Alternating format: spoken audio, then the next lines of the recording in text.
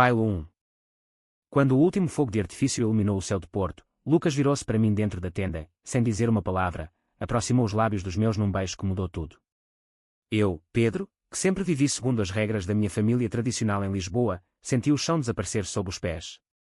O ar dentro da barraca cheirava a relva molhada e ao fumo distante das fogueiras das festas de São João. Tínhamos vindo de comboio desde Lisboa só para este fim de semana louco, porque os hotéis estavam todos cheios e a única opção fora partilhar aquela tenda pequena que alugámos no último minuto num campo perto do rio. Lucas riu-se antes, dizendo que seria como nos velhos tempos de acampamentos na escola, mas agora, com 30 anos, nada parecia o mesmo. O meu coração batia tão forte que pensei que ele ia ouvir. Afastei-me devagar, com as mãos a tremer, e murmurei qualquer coisa sobre o cansaço da viagem. Ele sorriu, aquele sorriso torto que eu conhecia desde os 16 anos, quando nos conhecemos na universidade, e disse apenas: "Desculpa, Pedro. Não sei o que me deu." Mas os olhos dele diziam o contrário. Passámos a noite em silêncio, cada um no seu saco-cama, mas o sono não veio. Eu revia o momento vezes sem conta na cabeça, o calor dos lábios dele, o cheiro da pele, a forma como o mundo parou por um segundo. De manhã, o festival acordou com música alta e o cheiro de sardinha assada. Fingimos que nada acontecera. Rimos-nos com os amigos que encontramos, dançámos nas ruas decoradas com bandeiras coloridas e comemos pastéis de nata quentes. Lucas era o mesmo de sempre, extrovertido, sempre a fazer piadas, a abraçar toda a gente. Mas eu sentia um peso novo no peito, uma confusão que não sabia nomear. Tínhamos sido amigos inseparáveis durante 14 anos. Ele era o irmão que eu nunca tive, o que me ouvia quando o meu pai pressionava para eu seguir direito como ele. Agora, tudo parecia frágil. Ao fim da tarde, quando o sol começava a descer, sentámo-nos num banco perto do Rio Douro e ele tocou-me no ombro. "Tens de falar comigo, Pedro. Não podes fingir que não sentiste nada." Eu olhei para a água e respondi que estava confuso, que talvez fosse o vinho, o ambiente do festival.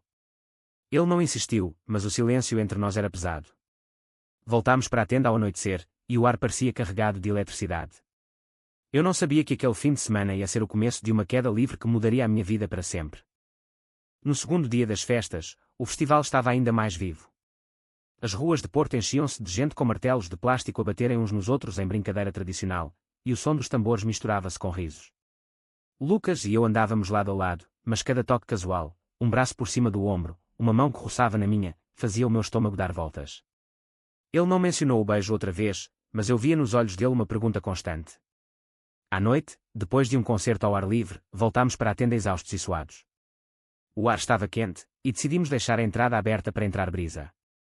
Deitámo-nos e começámos a conversar sobre coisas antigas, a viagem que fizemos à Espanha aos 20 anos, as namoradas que nunca duravam, os sonhos que tínhamos abandonado. "Tu sempre foste o responsável, Pedro", disse ele.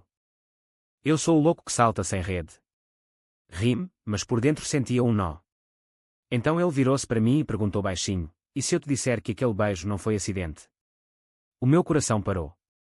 Sentei-me, com as mãos na cara, e respondi que não sabia o que sentia, que sempre me vira como heterossexual, que a minha família em Lisboa nunca aceitaria uma coisa dessas. O pai era juiz aposentado, a mãe dona de casa devota, e a minha irmã mais nova ainda vivia em casa deles. Lucas ouviu em silêncio, depois disse que também tinha medo, mas que não conseguia mais esconder. "Sou gay há anos, Pedro.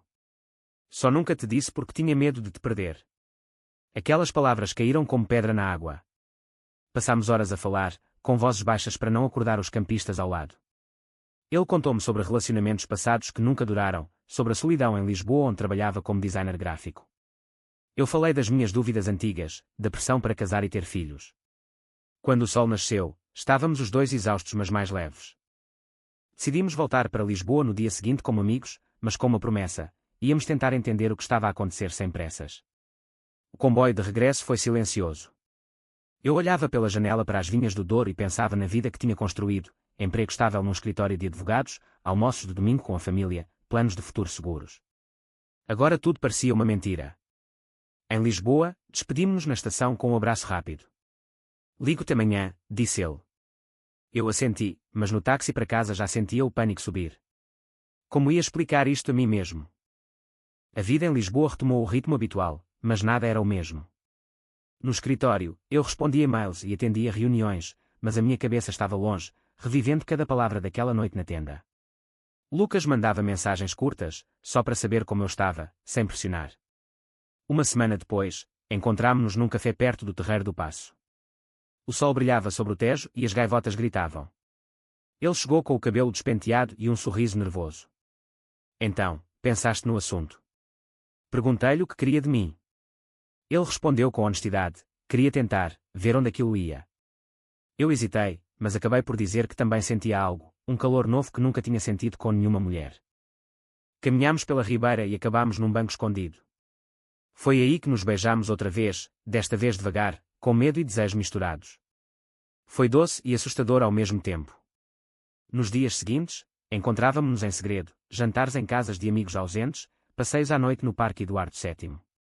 Mas os segredos pesam. A minha irmã Sofia reparou que eu estava estranho e perguntou se tinha problema no trabalho. Eu menti, disse que era stress. O meu pai, num almoço de domingo, falou sobre uma prima que ia casar e olhou para mim com expectativa. Quando é a tua vez, filho? Eu engoli em seco e mudei de assunto. Lucas, por seu lado, estava mais leve. Ele vivia sozinho num apartamento pequeno em Alfama e convidava-me para lá. Falávamos de tudo, do medo do que a sociedade ia dizer, das leis em Portugal que eram progressistas mas as mentalidades ainda conservadoras em muitas famílias. Uma noite, ele disse que talvez devêssemos contar a alguém. Eu entrei em pânico. Ainda não. Dá-me tempo. Ele respeitou, mas via tristeza nos olhos dele. Então veio o primeiro choque verdadeiro. Um amigo comum, Tiago, viu-nos a sair juntos de um restaurante e mandou uma mensagem a Lucas, vivos os dois. O que se passa? Lucas negou, mas Tiago insistiu. O rumor começou a circular no nosso grupo de amigos. Eu senti o chão tremer outra vez. O mal-entendido cresceu depressa. Tiago, que sempre fora o mais conservador do grupo, começou a fazer comentários velados nas redes sociais e em jantares. Pedro anda muito desaparecido ultimamente. Será que tem namorada nova? Eu evitava as saídas em grupo. Em casa, a minha mãe notou que eu não comia e perguntou se estava doente. Contei-lhe uma meia-verdade, que estava com problemas no trabalho. Mas a pressão aumentava. Lucas e eu discutimos pela primeira vez. Ele queria assumir, eu queria esconder. Não posso perder a minha família, Lucas. Tu não entendes. Ele respondeu que entendia perfeitamente, mas que esconder-nos estava a matá-lo por dentro. Decidimos dar um tempo. Durante 2 semanas, não nos vimos. Eu mergulhei no trabalho, aceitando um projeto grande que me obrigava a viajar para o Porto outra vez. Lá, sozinho no hotel, chorei pela primeira vez em anos. Percebi que o amor que sentia por ele não era só curiosidade, era real, profundo e assustador. Quando voltei a Lisboa, Lucas estava à minha espera na estação. Não aguento mais sem ti, disse ele. Abraçámo-nos ali mesmo, sem nós importarmos com quem via. Mas o preço veio rápido. Tiago contou ao meu pai numa conversa casual no clube de golfe. O telefonema do meu pai chegou à noite, vem cá a casa. Precisamos de falar. O meu coração parou. Na sala de estar da casa familiar em Belém, o meu pai estava vermelho de raiva. É verdade o que me disseram? Tu e aquele rapaz. A minha mãe chorava em silêncio. A minha irmã Sofia tentou defender-me, dizendo que o amor não tinha género. Eu tentei explicar, mas as palavras saíam atropeladas. O meu pai disse que eu estava a destruir a família, que nunca mais queria ver Lucas.